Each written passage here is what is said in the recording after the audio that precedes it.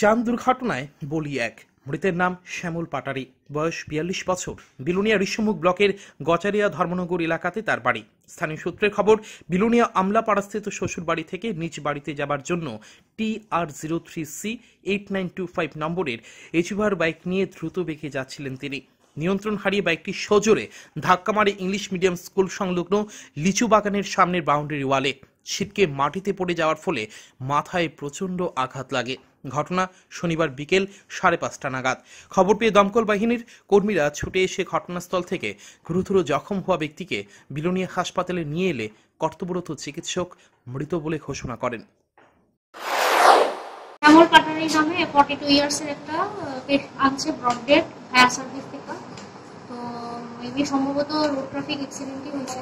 তো এটা কালকে কনফার্মেশন লিগা পোস্টমর্টম করানো হবে বিলোনিয়া সাব ডিভিশন হসপিটালে।